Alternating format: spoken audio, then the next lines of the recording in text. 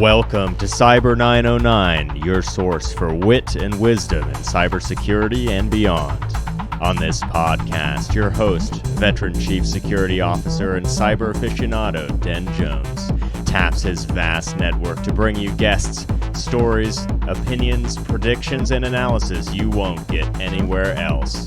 Join us for Cyber909 Episode 10 with Nic Moy. Howdy, folks. Welcome to another episode of Cyber909, your podcast for a little bit of wit and wisdom. And we are the guys that avoid the breach conversation and why did it happen and how did it happen. Every now and again, we might put one of them in, but we'd rather talk about other interesting off-topic stuff, everything from emotional health to the future of security and where we see things going. And with that in mind, I got my good buddy Nic over here. Nic's a CISO at Scrut. Nic, why don't you introduce yourself just so I don't screw it all up? No problem. Good to be here, Dan. Thanks for having me. So, CISO Scrut Automation, as Dan said, I lead all our internal security, product security, security operations, compliance, and everything at Scrut. We're a 2-year-old, 2.5-year-old GRC compliance platform and help our customers with automation and managing their risk on an ongoing basis. A little bit about me, real quick, besides being, the privilege of being Dan's friend. I've been in the security industry a long time. Was a security engineer at Expedia Group for many years. Did security engineering, architecture, operations, product, everything. Had the privilege to see and unsee problems. Um, from the big company side, have also been a CISO at multiple startups and seen it from both ends. And prior to that, was in the Obama administration doing cybersecurity policy a long time ago. I was just about to say you're another one of my friends who has circled around the halls of the White House doing some marvelous work for our country. So thank you for that, Nic. I think as part of your NIST work, though, you were doing the some of the writings in those documents and the collaboration. So what was your involvement on the whole NIST business? Yeah, no, on the cyber framework, there was for people who don't know, this cybersecurity framework, and that was put together back in 2013, 2014 timeframe. Uh, the precursor to that was an executive order came from the White House for DHS, NIST, and a number of other public-private sector partners to work together to put that document together. And a lot of the focus I had in my angle, and at the time was on kind of risk management and like what is the future of cybersecurity at a policy level? How do we bring risk into this? Risk means a lot of things for every industry and at every level. And in the cybersecurity framework, my focus was really how do we make this, how do we focus this being an outcomes based, not a prescriptive document? And that we don't need to go create PCI DSS 2.0. We don't need to create HIPAA 2.0. That's never going to work because that's why there is a PCI DSS. That's why there is a HIPAA. Those are for different industries, different kinds of businesses. And we didn't want the cybersecurity framework to be co-opted into someone's pet project to be the prescriptive framework for the be all end all. That was a real kind of knife fight. So, Yeah, no. and to keep it outcomes based, because what we said was it's not telling you how far you need to go, but it is giving you a set of dimensions to make sure you're looking at it in a holistic and complete way. So you don't have to start from scratch. And I think a lot of us take for granted that now everyone's trying to tell you how to do it. Everyone's got a Yeah. point of view. Yeah, and I mean, even putting together the security framework, there's a lot of fingers in that pie, right? I mean, so getting progress. I mean, I can't imagine how many people were working on it, but you got a lot of people there to try and appease. And I remember I was at Cisco once, and there was about 75 people had some involvement in this document about their zero trust zero trust at Cisco internally. And I'm like, there's too many fingers in this pie.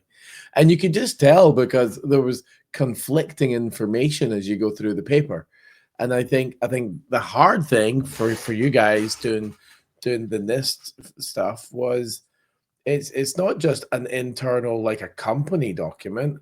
It's something the world sees and the world's going to criticize or celebrate. I'm sure you got Yeah. a mix of all of it.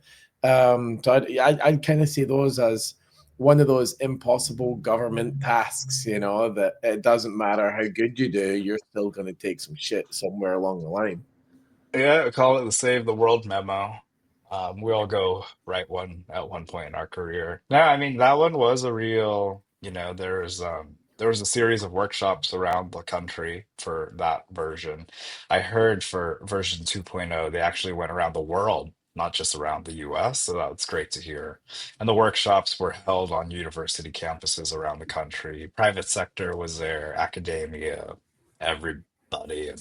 Oh, Everybody was there. So like, the Microsoft, Cisco's and Apple's and everybody were definitely out there in force, but as well as representatives from the oil, natural gas sector, telecom.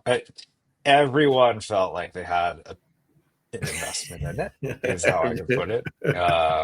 And so it was nice to see everyone cared so much. It was great. yeah, Back yeah, then we used to say nobody cared, and it was true. I mean, compared to 2024, uh, the way a lot of politicians think about cyber before it was a very kind of, you know, it was a small group of people who cared in Congress. Now everyone's kind of got an opinion, which is, different. But I think on the whole, net, that's a good thing. People need to care. Companies need to give a shit. I mean, yeah, and back then that was a question.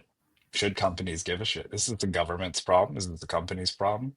I mean, which sounds kind of crazy. Sounds kind of crazy to think yeah, that, right? But like 10 years later, we're all, I mean, this going on for a few decades, right? Every one of us in the security industry, we're neck deep in this stuff. And some of it feels like it hasn't changed at all. And some of it yeah. feels I like would it's love. changing constantly. I mean, I would love to say that the technology changes constantly, but I don't know if the problem changes constantly. The problem seems to be get the basics right half the time, and we always have less budget. We always have less resources. We're always asked not to break shit, but we're also asked to secure stuff. And I I've always had this. Not always. I've gained this view over probably the last 15 years, which is I don't think CEOs or the boards really give a shit most of the time. I think they just don't want to be in the news. And if they could spend less money on security and IT, they would because it's an expense. It's like an insurance policy. You don't want to pay State Farm for your bloody car insurance because you're like, it's bullshit, but you have to have it. And then if something bad does happen, then the real question is would you have paid less for the insurance with State Farm, or do you pay less because of the accident? And in cyber, when I think and translate that over, I'm like, if the cost of doing nothing is $1 million because we got breached and it cost us 1 million versus the cost of putting in some shady little bit of software that doesn't always work well being like 500 grand, do I want to pay the 500 grand or and stop the thing? Or if it was more than the million, I'm not going to pay that. Maybe I'm just going to accept the risk. And I think in our industry, it's when we have less budget and less resources, then you're looking at the top things you're going to buy this year or spend your money on, or where do you invest? Um, not every vendor is going to get your attention or your cash. No, no. I mean, I think it's an important reminder. I've many wiser people have said it to me on many occasions in my career that like at the end of the day, it's not about the computers, it's not about the servers, it's what they're for. And for your business, is it running your online point of sale for an e-commerce company? For your hospital, is it running your patient medical record systems and billing and appointment scheduling and operations? And what are what is all that technology for? That's what the CEO and board cares about. Yeah, Right? I yeah, mean, they care about it in so much as it's for something. I think it's easy to lose sight of that because it's a hard problem, right? It's not easy yeah. to secure everything, but you can't secure everything. So I think, what are you going to And secure? yeah, so that's exactly it, right? Is you make a conscious decision as a security practitioner. You make a conscious decision on what are the crown jewels, because and as well, every business, their crown jewels are different, but within a larger business, different teams think their crown jewels are more important than others, and you're like, I'm sorry, dude, I don't care about your marketing shit. Maybe Yeah. it's marketing. You're the only time I'm maybe going to be a little concerned about that is if I'm at a huge organization where they're about to unveil their next bloody golden egg. Then the thing around the golden egg, it doesn't matter whether it's marketing or sales or whatever, but the thing around the golden egg, that's the thing you're protecting. So it's, yeah, I like you, man. I think a lot of people forget we're running a business, and the goal of the business is to make money, and anything that gets in the way of making that money is detrimental to the business.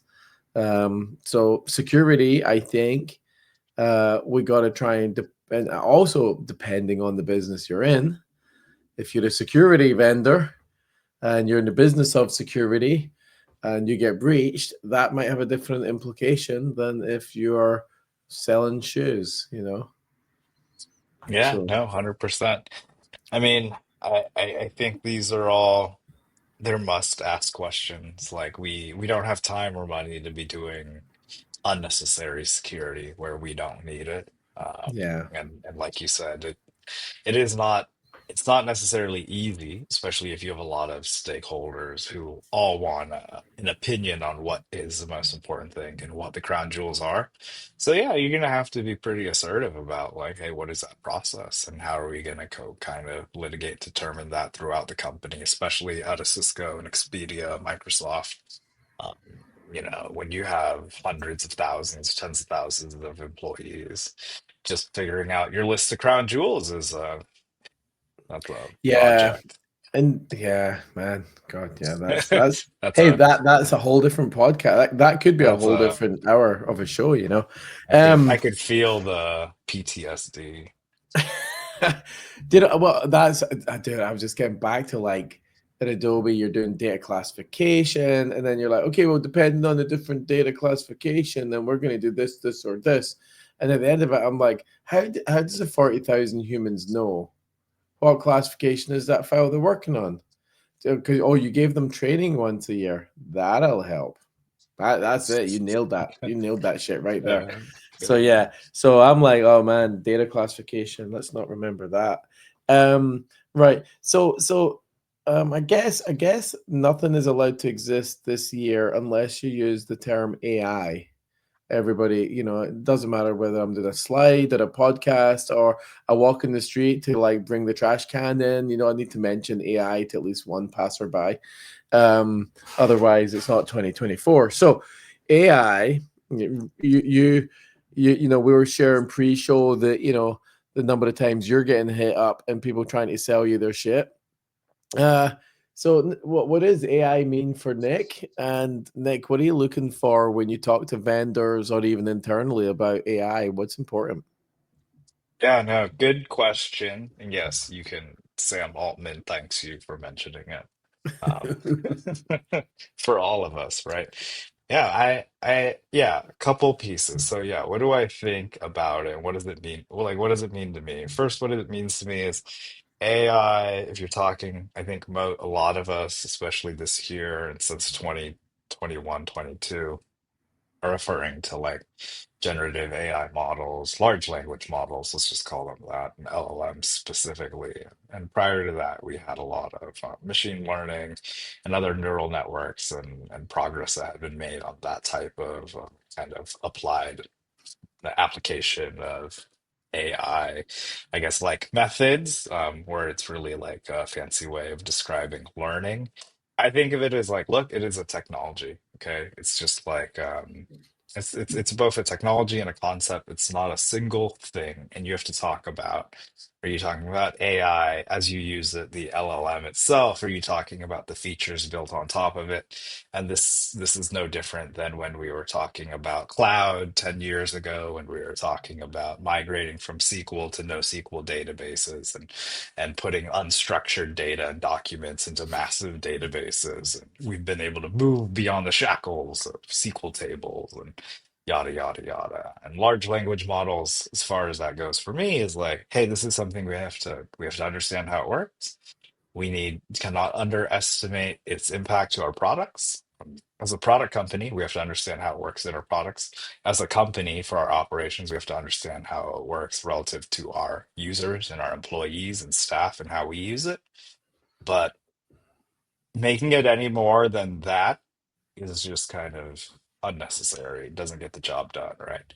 Because you could talk about it as some ephemeral, nebulous kind of otherworldly divine shit, and then that's like stupid to me, in my mind, my humble opinion, because I think you can't do anything about that. You can't do something about some ephemeral magical crap. You have to just be like, look, if this has been our product, and we're gonna go, we still do threat models, we still do design reviews. Which I mean, Yeah, it you're hasn't still doing this. changed. You're Just still doing the job. Yeah. I was like, hey, it's like, hey, bro, it's like talking to your developers. Like, you were building products with using LLMs now. That's fine. That's cool. But it doesn't change. But like, we still have to do stuff around that. We still have to go look at what are the inputs and outputs. And, I gave a whole long talk and I did a bunch of research for this talk on like, what it means to do like threat modeling for LLM based applications, which is very different from there's a lot of good, interesting discussion that is related, but not the same thing, where it's like threats to the LLMs themselves. Threats to the LLMs themselves is very much like an Hmm. Anthropic, OpenAI kind of Microsoft, Amazon, Apple concern. Uh, Unless you are hosting a massive LLM with bazillions of users and you are directly owning and controlling all of that. You control the weights, biases, training, everything, temperature. You are doing all that, then that is your problem. You have to worry about threats to the LLM directly because the LLM that is your product, Yes, that is your that is your application. product. Yeah, that's your Okay, for platform. a Yeah. lot of us building other software products using LLMs, we have to worry about our application, how we use your product, how we use the LLM. The LLM is an application in our product. We are just using it like you would go use somebody else's API. How it behaves completely, it's very different than a traditional PC. A lot of integrations, a product company like Scrut or any other SaaS product out there, when we have integrations with our partners and third-party vendors and whatnot, it's very deterministic. We make an API call. In that call, there are these parameters. As part of the API contract, we know when we make that call what we're going to get back. It's like we do this, we get this, we do this, we get this. Sometimes there's an error and then nothing happens. Then we get a response.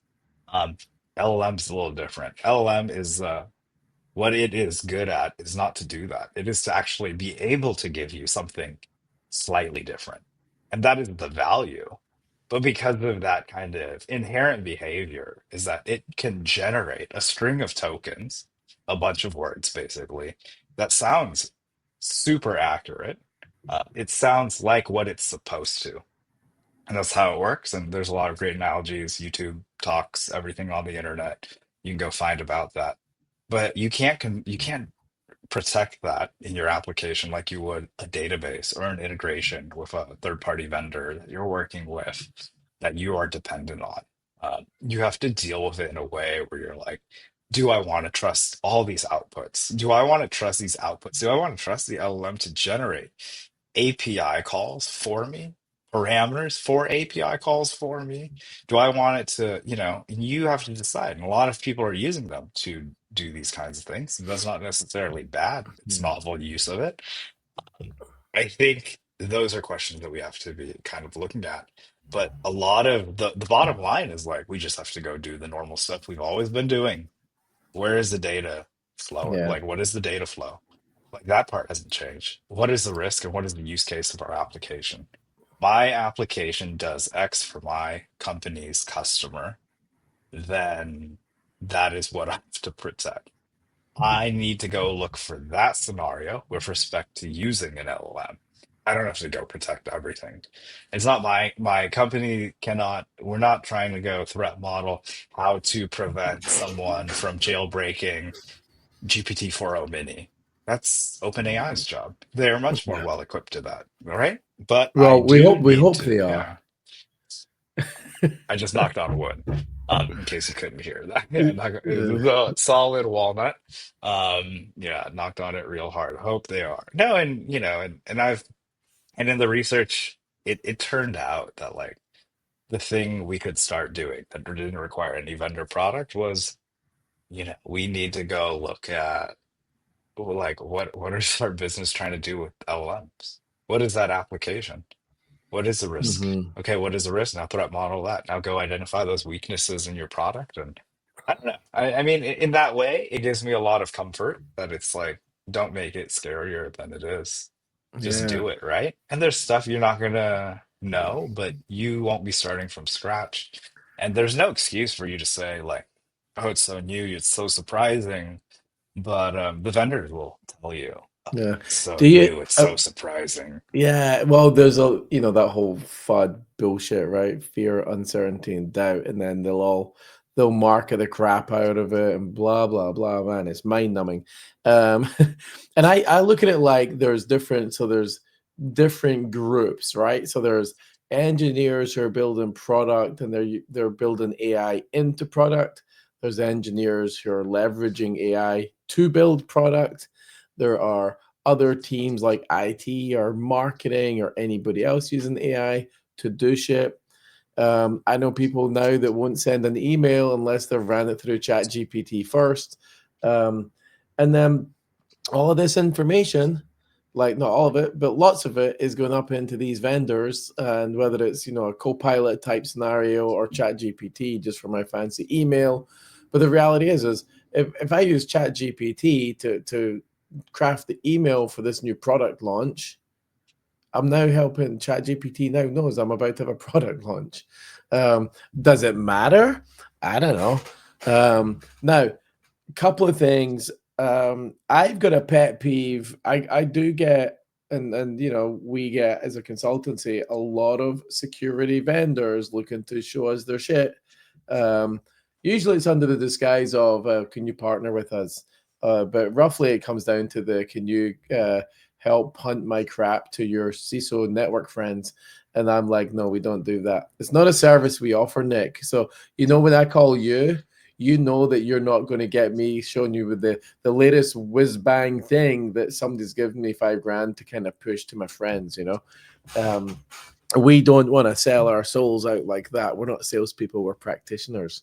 Now, that in mind, I did see a demo, and on the product screen, and I can't remember like some report or something, but the title of the product screen had like AI, blah, blah, blah.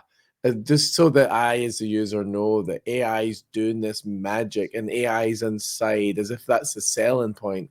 You hit the nail on the head a minute ago.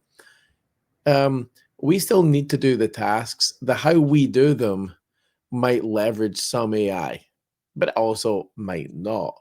So for me, I just turned around to this person. I said, a year from now, that title, that screen is going to be different. You're not going to need the word AI. It's going to be assumed that you're going to have some AI in your product because every product a year from now either has it or doesn't have to say they have it. So I will twist it over to you.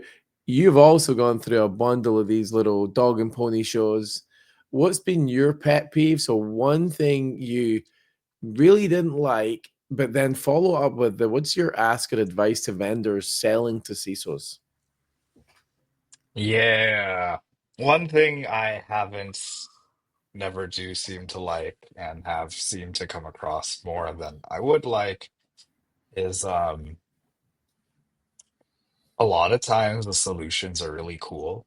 They're really slick, at least initially. when you start peeling back the layers of how the solution works, how cool it is kind of questionable. But but that's not even my biggest problem. I think my bigger problem is when it is obvious to me they are selling a solution for an imagined problem. It's not that the solution doesn't solve anything, it solves something. But like who it solves it for, totally unclear. Unclear to them, unclear to me. If it's hard for me to Mhm. figure out who to solve it for, I'm looking for guidance from you.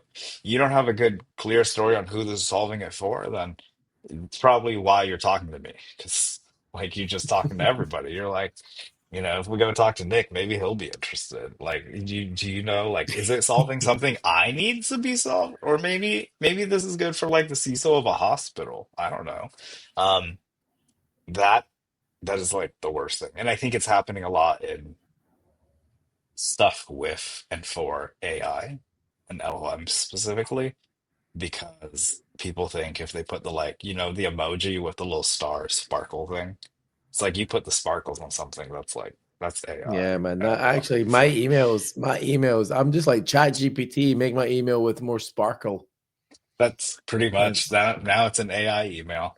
Emails yeah, with AI. Yeah, I think it's kind of crazy, right? That hasn't changed either. As far as like if you are a vendor in security or just in technology in general, it hasn't changed. It's no different now than it was before the advent of LLMs. That like it still has to be clear who this is for and what this is solving.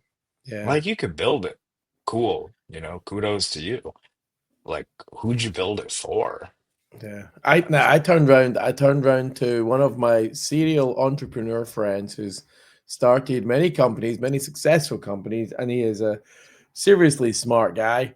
And I turned around and I said, I think a lot of these AI companies are getting funding from the VCs, so they're being funded. I think they're building shit looking for a problem. I think it's AI first, not problem first. And he was not overly impressed with my statement. He's now working on a think tank and an incubator, and I'm just like, I think when you're the SOC, the SIEM, the some of that stuff, first level triage, blah blah blah, help reduce the noise. Like, oh, great, that could save money. And I think one of the problems when people are selling us stuff is they don't recognize that if the marketing thing from any vendor, and you guys can be the same, right? Scrut, you've got competition. If you guys all say the same shit, just slightly with different fonts, different colors, but ultimately, the best at what you do, you're super easy to deploy, you meet all the requirements, and the price is great. Well, how does a normal person know which one is really great and best without POCing all of them, which we don't all have time to do? And ultimately, I start to say to people, I'm like, maybe your sales pitch is not any of that shit.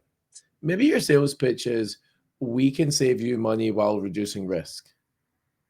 Because at the end of it, everybody's under pressure to save money. And if you can meet my features and functional requirements and show me that it's not going to be operationally expensive, maybe I feel a little happier with that purchase decision.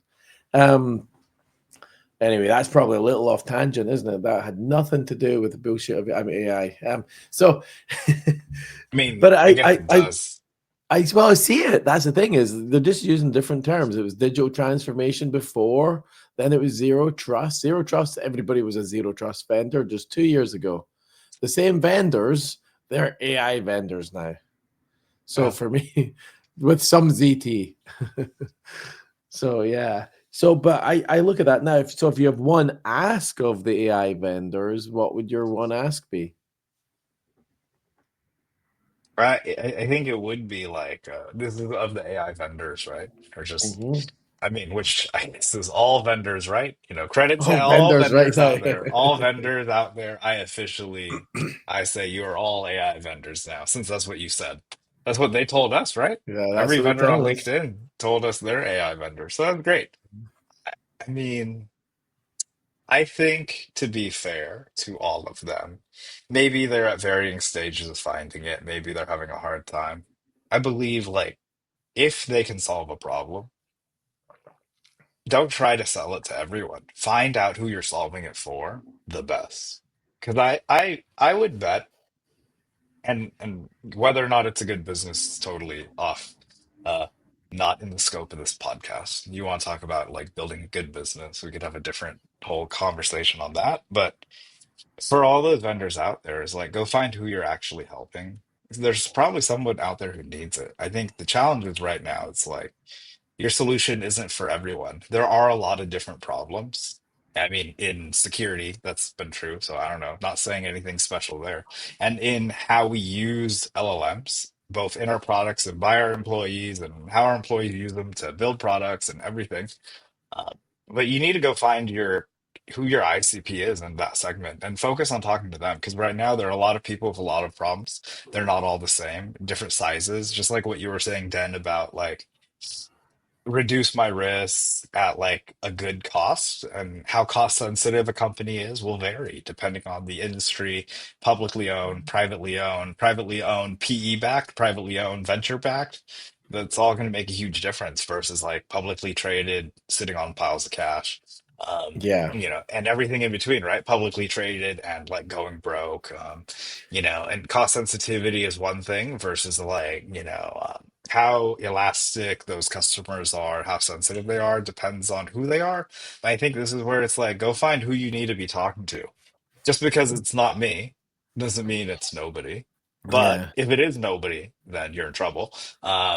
So, I would go figure that out. And I do talk to a lot of people who, one solution that works for Nick for me doesn't work for somebody else because they're in a completely different business, geography.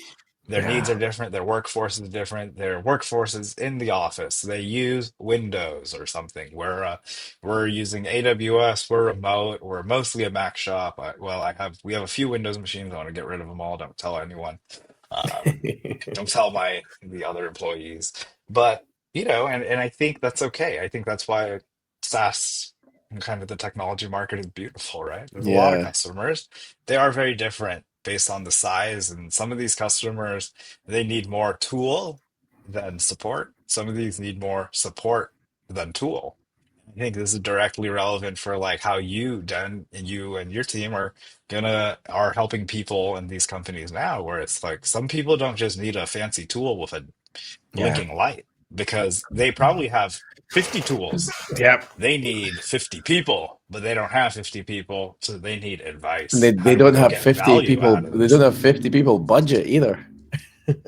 Yeah, I and so I mean, think there's if we could make a scale and someone could go put out really a VC will do this where they have like their little their spectrum, and they're like there's the customers who need more tool than support, and customers who need more support than tool.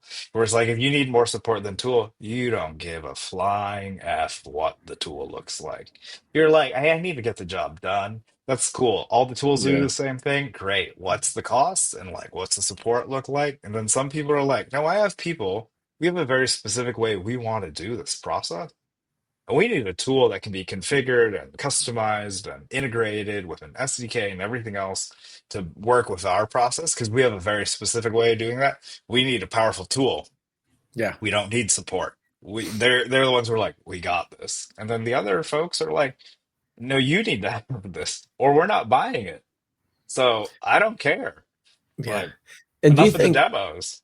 Well, yeah. I mean, I kind of look at this like whenever I'm buying something, the purchasing decision isn't just the technology; it's the cost of deployment, the cost of support, the cost of training. I mean, it's the whole thing. Like it's not just about that cost of the license, you know.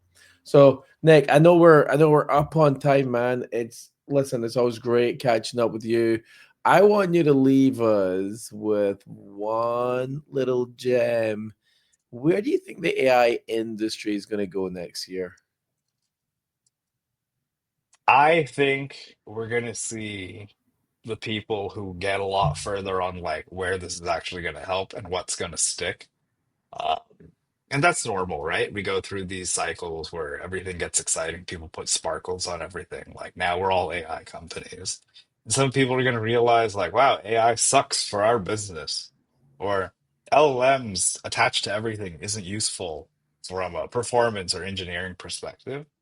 And some people are going to be like, wow, this is going to fully change how we deliver X. And I think the most promising things that I follow are ones where people are applying LLMs in areas that have been underserved, not as hyped, not as cool as the rest of like where B2B SaaS has been in the last 10 years. And I think these underserved areas like manufacturing and other places are, they're going to see the attention they deserve. I think, and there are going to be ways, and even in B2B SaaS, there's going to be a reckoning of like, are you just selling a tool that people have to go make work? And how much work do they have to put in? How much elbow grease do I need? Yeah, How hard do I have to turn this freaking crank just to get some value and yeah, productivity? That bar was really low. Now the bar is higher. Like people don't want to do that anymore, right? The SaaS should be doing something. And if you say it can't do it, it's clear you don't know how technology works. And I think it'll take time, right? Not every, a lot of customers are still working on cloud migration. So we're all in different places. But I'm optimistic, mostly because people have to make money at some point. I know right now all the VCs are like, build products, get users. Don't worry about it. We'll see how long that lasts. I think it's going to be like, hey, why aren't you profitable? Where's the money?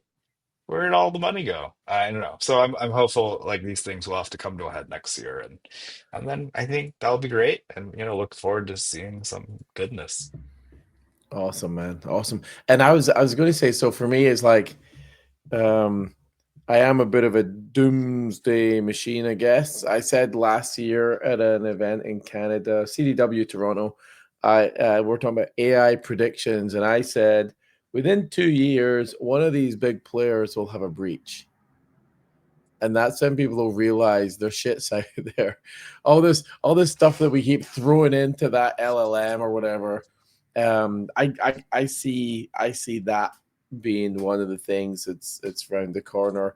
And then the other one is, post election, I keep hearing this whole FTC might open up, and then the ability for acquisitions and things of that to happen might be more encouraging for the acquisitive and consolidation space. So it wouldn't surprise me if we get some of these little AI startups just getting swallowed up in some mad frenzy over the next year. So I I, mean, I I can think see that's that. their hope.